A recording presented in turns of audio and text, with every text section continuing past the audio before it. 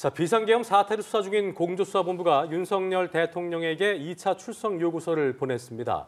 출석 요구서에는 성탄절인 25일 공수처로 출석해서 조사를 받으라는 내용이 담긴 것으로 파악됐습니다. 네, 한편 검찰이 계엄 사태를 수사 중인 경찰의 국가수사본부를 압수수색했습니다. 검찰은 우종수 국가수사본부장이 국회의원 체포조 운영 과정을 지휘했다는 진술을 확보한 것으로 알려졌는데요. 네. 자세한 법적 쟁점을 박주희 변호사와 함께 짚어보겠습니다. 어서 오십시오. 자, 검찰로부터 대통령 관련 사건을 이첩받은 공수처가 윤석열 대통령에게 2차 소환을 통보를 했습니다. 언제로 요청할지 주목이 됐었는데 일단 12월 25일 크리스마스 성탄절이 됐습니다.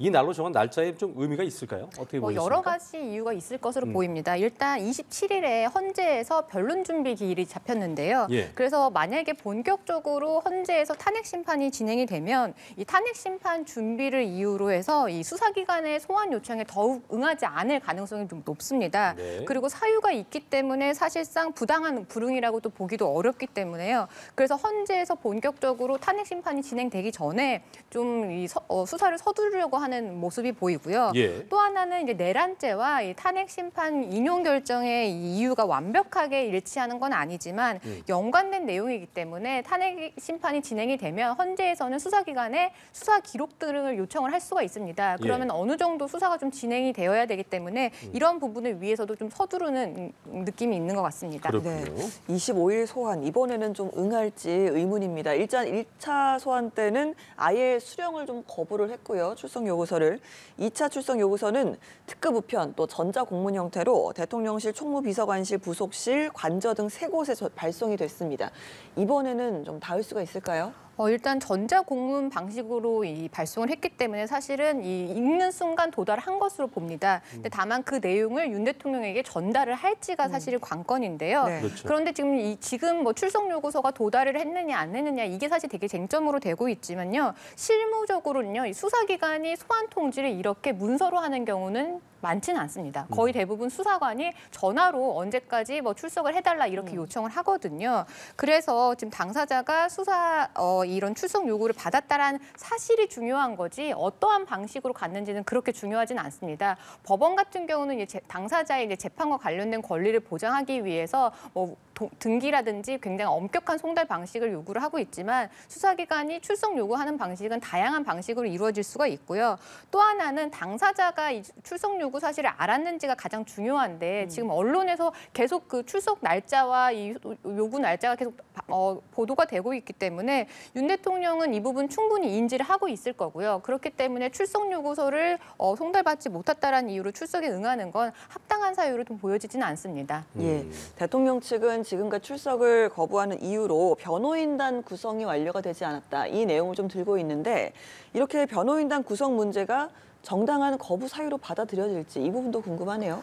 실무상 변호인 선임과 관련해서 수사 일정 조율은 할 수 있습니다. 네. 그래서 뭐 예를 들면 피해자가 나는 변호인과 함께 출석해서 조사를 받고 싶은데 아직 선임 중에 있으니 뭐 조사 날짜를 좀 미뤄달라라고 하면 충분히 조율할 수는 있습니다. 근데 다만 무한정 기다려주진 않고요. 근데 다만 이 사유에 대해서는 정당성이 있을지언정 지금 절차의 정당성에 있어서는 사실 문제가 있는 게요. 적어도 수사기관에 변호인 선임과 관련해서 이런 출석 요구에 대해서 좀 조율을 하려고 하면 적어도 출석 요구에 대해서는 정당하게 받고요. 그다음에 이제 정식적으로 수사기관에 이러이러한 사유로 내가 지금 나갈 수가 없다라는 부분을 이제 지금 통보를 하게 되는데 지금 윤 대통령 측은 사실은 수사기관에 직접적으로 연락하는 게 아니라 언론을 통해서만 사실 이 사실을 전달을 하고 있기 때문에 이 부분도 사실상 적절하다라고는 판단하기는 좀 어렵습니다. 예, 여기다 공조본에서는 정당한 사유 없이 불응할 경우 체포영장을 발부할 수도 있다라고 가능성을 예고를 했는데요.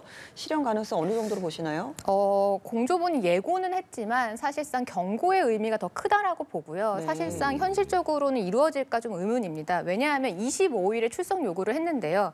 불응한다라고 해서 만약에 체포영장을 발부를 한다라고 하면 아까도 말씀드렸지만 27일에 예정되어 있는 헌재 변론 준비 기일에 사실 영향을 줄 수가 있어요. 예. 변론 준비 기일에 당사자가 출석하는 게 의무는 아니지만 이 때문에 만약에 체포 때문에 만약에 이 탄핵 심판이 지연된다 했을 때는 사실 공조본 공수본 입장에서도 굉장히 부담이 있을 수밖에 없거든요. 네. 그래서 이런 부분은 사실 경고성 의미가 더 크다라고 보시면 될 것 같고, 다만 윤 대통령도 27일에 변론 준비기일이 잡힌 만큼 그 전에 변호인들을 선임을 하고 공식적으로 대응하지 않을까 그렇게 예상이 됩니다. 예, 뭐 알 수는 없지만 25일 오전 10시 윤 대통령이 추석 요구에 응할지 관심 갖고 지켜보도록 하겠습니다. 자, 한편 공조본이 오늘 이른바 그 햄버거집 개업 모의 의혹에 휩싸인 인물이죠. 문상호 정보사령관에 대해서 구속영장을 청구했는데 공조본이 이 문사령관에 대해서 영장 청구한 건 어떤 배경이라고 봐야겠습니까? 네, 이 문사령관 같은 경우는 비상 계엄 선포 계획을 사전에 인지를 하고 모의한 것으로 의심되는 인물 중에 하나입니다. 예. 말씀하신 것처럼 이 계엄 이틀 전인 1일에 경기도에 있는 한 햄버거집에서 정보사 소속 대령 등과 함께 계엄을 사전 모의했다라는 의혹을 지금 받고 있는데요. 실제로 지난 3일에 이제 계엄 선포 후에 이 선관위의 병력을 투입한 지시를 했고요. 또 정보사령부 산하 북파 공작부대를 국회의원 긴급 체포조로 투입했다는 의혹도 역시 받고 있습니다. 특히 당시 정보사 이 병력이 계엄 선포 2분 만에 선관위에 도착해서 이 사진을 촬영한 사실이 드러나면서 이 문 사령관이 계엄을 사전에 미리 알고 미리 모의한 거 아니냐라는 의혹에 힘이 실리고 있는 상황입니다. 그렇군요. 자, 그럼 또 해석 좀 근데 이제 그 계엄 사태 수사에 대해서 중복 수사 논란이 좀 있어 왔잖아요. 그런 상황에서 검찰이 대통령에 대한 사건만 공수처로 이첩을 했고요. 김용현 전 장관을 포함한 고위 군장성들에 대한 수사는 계속 하고 있기 때문에 이것도 이제 공조본과 검찰의 어떤 수사 혼선 우려 해소가 쉽지 않아 보입니다. 네, 맞습니다. 사실은 이 부분 계속 앞으로 혼란이 있을 거기 때문에 사실은 빨리 정리가 돼야 될 것 같은데요. 왜냐하면 수사의 핵심은요. 첫 번째는 신속성이고요. 두 번째는 밀행성입니다. 그런데 지금 관련자들 입장에서는 공수처에서도 출석을 하라고 하고 검찰에서도 출석을 하라고 하면 당사자들 입장에서도 어디에 출석을 해야 될지 굉장히 혼란이 있을 수밖에 없어요. 그럴 수 있겠죠. 또 반대로 생각하면 당사자들 입장에서는 본인들에게 유리한 수사기관을 선택해서 갈 수 있다라는 이른바 수사기관을 쇼핑할 수 있다라는 이런 부분도 있거든요. 예. 그래서 만약에 이렇게 계속 이루어지다 보면 이 수사가 지연될 수밖에 없고요. 또 어떤 기관에서 수사를 받았는데 어떤 질문이 나오더라라고 하면 다른 기관에서 수사를 받을 때 어떤 질문이 나올지 미리 예상을 하고 대비를 할 수 있는 부분이 있죠. 그렇게 되면 사실 수사의 밀행성에 대해서도 굉장히 훼손을 받는 상황이기 때문에 그래서 그리고 나중에 재판 절차 과정에서도 기소 절차라든지 증거 능력이라든지 이런 부분에 대해서 오히려 당사자들의 방어 논리를 만들어줄 수가 있습니다. 그래서 지금 공조본과 검찰이 이 부분에 대해서 계속 경쟁을 하고 있는데 사실 이런 부분은 수사의 밀행성과 신속성을 위해서라도 좀 반드시 좀 정리가 되어야 될 것으로 보입니다. 그래야겠네요. 이런 가운데 또 검찰이 우종수 국가수사본부장이 휴대전화를 압수수색했다는 소식입니다. 이게 지금 비상계엄 당시에 체포조를 동원했다라는 진술을 확보했기 때문이라는데 이 내용도 좀 알아볼까요? 네, 어제 오후 검찰 특수본은 경찰청 국수본과 영등포 경찰서 그리고 말씀하신 것처럼 우종수 국수본부장 그리고 윤승영 수사기획조정관의 휴대전화를 압수수색했습니다. 근데 그 이유는 이겁니다. 지난 3일에 윤 대통령이 계엄을 선포한 후에 국수본이 군 방첩사령부의 요청에 따라서 주요 정치인사 체포를 위한 체포조에 강력계 형사 10명을 지원했다라는 의혹이 불거졌기 때문인데요. 실제로 국수본 역시 영등포 경찰서 형사 10명의 명단을 전달한 사실에 대해서는 인정을 했습니다. 근데 만약에 이 비상계엄 선포가 내란죄에 해당이 된다라고 하면 이 체포조를 투입했다라는 사실은 사실 내란죄에 가담한 부분이거든요. 그래서 이 부분은 반드시 실제로 체포 지시가 있었는지, 체포조가 만들어졌는지, 그리고 체포조가 실제로 이 실행을 하려고 했는지 이런 부분은 수사가 굉장히 필요한 상황이긴 합니다. 그리고 이렇게 된다라고 하면 지금의 이제 국수본의 수사에 대해서도 사실 신뢰가 과연 정당하게 수사를 할 수 있겠느냐 이런 부분에 대해서 의심을 받을 수 있는 상황이라서 사실은 이 부분도 좀 정리가 되어야 될 것으로 보입니다. 예, 수사는 필요한 문제긴 하지만 자칫 검경 주도권 싸움이 더 격화될 수도 있다 이런 우려도 나오고 있고요. 네, 맞습니다. 사실 지금 검찰과 경찰 지금 어느 때보다도 사실 경쟁이 심한데요. 네. 지금 서로 의심할 수밖에 없는 상황입니다. 검찰 입장에서는 아까도 말씀드린 것처럼 경찰이 그렇게 서둘러서 경찰청장이나 경찰 수뇌부들의 신병을 확보한 건 아마 너희들도 뭔가 어떤 의혹이 있기 때문에 숨기려고 하는 거 아니냐, 너희들이 제대로 수사를 할 수 있겠느냐 이런 의문을 제기를 할 수가 있겠고요. 반대로 경찰 입장에서는 검찰이 이렇게 이 수사 경쟁을 하면서 이렇게 압수수색을 하는 거는 경찰의 수사를 못하게 하려고 하는 속셈 아니냐 이렇게 주장을 할 수밖에 없습니다. 그래서 지금 사실은 경찰과 검찰 굉장히 경쟁적으로 좀 수사를 진행하고 있는데 이렇게까지 두 기관이 날을 세워가면서 수사를 하는 게 과연 무엇을 위한 수사의 경쟁인지 한번 물어보고 싶습니다. 예. 어제 저희가 이 시간에 석동현 변호사의 그 약식 기자회견을 보여드리면서 확인했던 내용 중에 하나가 뭐냐면 대통령이 뭐 체포하라, 끌어내다 그 비상계엄 사태 당시에 이 용어를 쓴 적이 없다라는 주장이었는데 이게 보면 조사 과정에서 드러나고 있는 정황이라든가 고위 장성들의 어떤 진술과는 배치되고 있는 것이기 때문에 어느 한쪽은 지금 거짓말을 하고 있다는 얘기잖아요. 네, 이게 아마 수사 과정에서도 그렇고 재판 과정에서도 그렇고 굉장한 중요한 쟁점으로 작용을 할 건데요. 말씀하신 것처럼 이미 구속되거나 수사를 받았던 관련자들은 윤 대통령으로부터 체포를 하라 뭐 이런 지시를 받았다라고 진술을 했습니다. 그래서 지금 사실 진술이 굉장히 전면적으로 좀 배치되고 있는 상황인데요. 네. 그러면 결국에는 수사 과정에서 누구의 진술이 맞는지를 밝혀낼 수밖에 없는데요. 이 과정에서 대질 조사도 할 가능성이 있고요. 또 수사기관의 입장에서는 이 양 대비되는 진술 중에 어떤 진술이 더 신빙성이 있는지 이 부분을 좀 밝혀내야 되기 때문에 신빙성, 예. 대화를 입증할 수 있는 과연 증거가 있는지 그리고 구체적으로 어떤 상황에서 어떻게 이런 지시가 내려졌는지 이런 부분에 대해서 계속 굉장히 공방이 이루어질 것으로 보입니다. 네, 이미 구속된 김용현 전 국방장관 측도 이런 자신을 둘러싼 의혹을 부인하고 있잖아요. 특히 탱크로 밀어버려라는 취지의 발언을 했다라는 주장에 대해서 이 야권의 의원들을 고소하기도 했습니다. 수사에 전혀 협조를 하지 않고 있고요. 이런 대응은 어떻게 봐야겠습니까?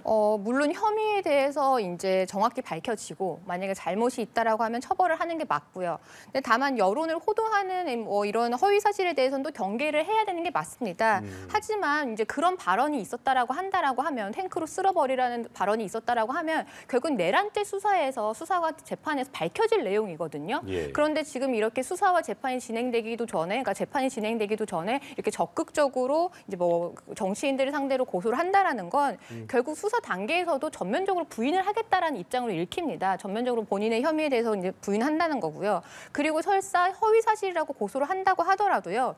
그게 허위 사실인지 여부는요. 내란죄 수사와 재판이 끝나야지 사실 판단이 가능합니다. 그렇기 때문에 고소나 고발 같은 경우만 늘어나는 거고 사실상 실체와는 좀 더 멀어지고 있는 거 아닌가. 오히려 혼란만 더 가중시키는 거 아닌가 그렇게 생각이 됩니다. 예.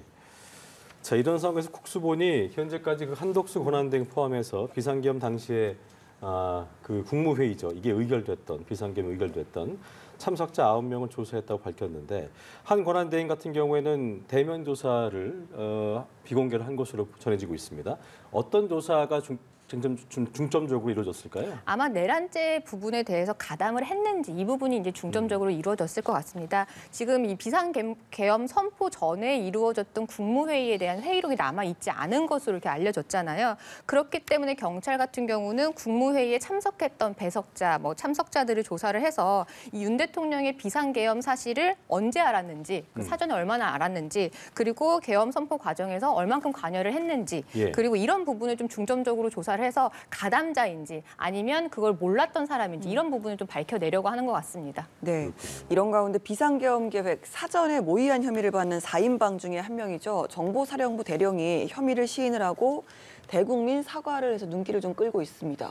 케이블 타이 이런 것도 준비했단 말도 나오고요. 네, 이 대령은 자신의 잘못과 잘못된 판단과 행동으로 진심을 사과한다라는 이 의사를 밝혔습니다. 네. 또 부하 장병들에게 책임을 전가하지 않고 본인이 책임을 지겠다라는 이제 의사를 밝혔는데요. 또 수사기관에도 모든 사실을 사실대로 밝혔다라고 진술을 했습니다. 구체적으로 말씀하신 것처럼 이 선관위 출근 시에 신원을 확인을 해서 회의장으로 옮겨라라고 하는 이런 이동 계획을 준비했던 사실도 진술했다라고 밝혔고요. 또 그 과정에서 케이블 타이나 아니면 마스크, 두건 같은 강제적인 수단도 동원하려는 계획도 있었다 이렇게 시인을 했습니다. 네, 이렇게 혐의를 일단 시인을 한 거잖아요. 그렇다면 향후의 처벌 수위나 이런 부분에도 영향을 좀 미치겠습니까? 네, 언론에 배포한 것처럼 실제로 수사기관에서 수사를 받을 때도 아마 사실대로 모든 걸 시인을 하고 본인의 잘못을 반성한다 이런 모습을 아마 보였을 겁니다. 그런데 이렇게 수사와 재판 과정에서 잘못을 시인하고 반성하는 모습은요.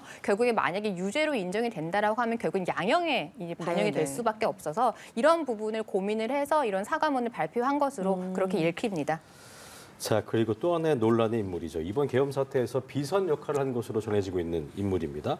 노상원 전 정보사령관, 그러니까 현 군인이 아니고 이제 민간인 신분인 건데 이 사람에 대한 연일 논란 중심에 서 있는 인물입니다. 특히 노 전 사령관이 이제 민간인 신분이었음에도 불구하고 군에 직접 지시를 내린 정황이 하나하나 드러나면서 어떻게 이렇게 할 수 있는 것이냐. 현역 군인 신분도 아닌 사람이 민간인 신분으로 이런 지시를 내려서 군이 움직였다는 것. 이것도 굉장히 논란이 되고 있는 것 같습니다. 네, 뭐 특히 뭐 이번처럼 비상계엄이라는 굉장한 중대한 사안에 있어서 민간인 신분인 비선이 있었다라는 건요. 이번 이 비상계엄 사태뿐만이 아니라 앞으로 국방부가 하는 어떠한 정책이라든지 어떠한 수행이라든지 이런 부분에 대해서 의심을 받을 수밖에 없는 사안입니다. 국방부 같은 경우는 사실은 굉장히 민감한 이제 안보 문제라든지 예. 기밀을 다루는 이제 주무부처인데 그런데 이러한 결정을 하는 데 있어서 민간인 신분에게 모든 이런 정보가 새어나갔고 거기에 의사 결정에 참여했다라고 하면 앞으로 국방부가 하는 뭐 어떤 결정이라든지 아니면 이런 행위의 정당성에 대해서 모두 의심받을 수밖에 없는 상황인 거죠. 어떤 국민이 국방부의 결정을 믿고 우리 안보를 책임져 줄 수 있겠다 이렇게 신뢰를 하겠습니까? 네, 이 부분도 좀 자세한 수사가 좀 필요하지 않을까라는 생각이 듭니다. 이번에는 헌법재판소로 가보겠습니다. 윤 대통령 헌법재판소가 보낸 탄핵 의결서 수치 계속 거부하고 있습니다. 뭐 조금 전에도 문서 송달 현황 아직 미배달 상태다라고 또 확인을 해줬는데 이에 헌법재판소에서는 그 송달 간주 여부를 23일에는 결정을 하겠다고 밝혔거든요. 그렇다면 무엇을 기준으로 결정하는지가 일단 궁금합니다. 네, 그 법원이 송달 간주를 하는 방식은 굉장히 여러 가지가 있습니다. 유치 송달이라고 해서 일정한 장소에 갖다 두면 송달된 것으로 보는 경우도 있고요. 또 전자 발송 후에 일주일 후에는 송달로 간주하는 경우도 있고요. 관보에 게재하는 걸로 송달을 간주하는 공시 송달 방식도 있습니다. 네, 만약에 통상의 재판이라고 한다라고 하면 당사자가 재판이 개시되었다는 사실을 알지 못해서 재판에서 뭔가 다투는 기회를 박탈할 수가 있기 때문에 이런 송달 간주 방식은 법원에서 굉장히 지양합니다. 그러니까 최대한 자제를 합니다. 하지만 윤 대통령 같은 경우는 아까도 말씀드린 것처럼 언론을 통해서 탄핵이 소추되었다는 사실 그리고 27일에 변론 준비 기일이 지정이 되었다는 사실을 모두 다 인지를 하고 있기 때문에 송달 간주를 한다고 하더라도 윤 대통령의 재판과 관련된 권리가 침해된다라고 그렇게 보기는 어려울 것 같아서 이런 부분을 좀 헌재가 빨리 결정을 해서 이 180일이라는 안에 이제 결정을 해야 된다라는 부분을 좀 빨리 결정을 해서 국정 공백이 없도록 하는 게 바람직할 것 같습니다. 그렇겠네요. 자, 그리고 국회 탄핵 소추단과 대리인단이 오늘 첫 회의를 열었는데요. 대통령 측에서 탄핵 심판을 지연시킬 의도라든가 목적으로 좀 무리한 주장을 한다든가 또 억지 주장을 하는 것도 잘 준비하겠다라고 했는데 사전 준비 같은 것들로 대응이 가능한 영역일까 싶은 생각도 들고요. 어떻게 좀 봐야겠습니까? 뭐 사실은 이제 뭐 윤 대통령이 반박할 수 있는 주장이라든지 뭐 이런 방어 논리에 대해서 법리적으로 이 부분을 좀 잘 대비하겠다. 이 정도만 이해를 하시면 될 것 같아요. 사실 윤 대통령 측이 사실 지금 말을 아끼고 있는 부분도 뭐냐면요. 어제 뭐 변호인을 통해서 기자회견을 하긴 했지만 최대한 말을 아끼는 이유는 뭐냐면 이렇게 원래 수사라든지 재판이 연루가 되어 있을 때 말을 아끼는 이유가 말을 하게 되면 내가 앞으로 어떤 주장을 할 것인지 어떻게 방어를 할 것인지에 대한 전략이 새어나가게 돼요. 그러면 결국에는 상대방 입장에서는 그 방어 논리를 다시 탄핵할 수 있는 이러한 또 방어 논리 또 다시 반박 논리를 또 만들 수밖에 없는 상황이거든요. 그렇기 때문에 사실은 재판 과정이라든지 수사 과정에서는 서로 이제 말을 아끼는 게 굉장히 중요하고 예. 결국에는 탄핵 소추단에서도 윤 대통령이 지금 말하고 있는 주장 같은 경우 어제 말한 내용, 체포의 채투도 꺼내지 않았다 이런 부분 같은 경우가 탄핵 심판에서도 쟁점이 될 것이기 때문에 이런 부분에 대한 반박 증거라든지 반박 논리라든지 이런 부분을 좀 준비하겠다 이렇게 이해를 하시면 될 것 같습니다. 알겠습니다. 앞으로 상황들 잘 지켜보도록 하겠습니다. 계엄 사태 관련 이슈들 박주희 변호사와 함께했습니다. 오늘 말씀 고맙습니다. 고맙습니다.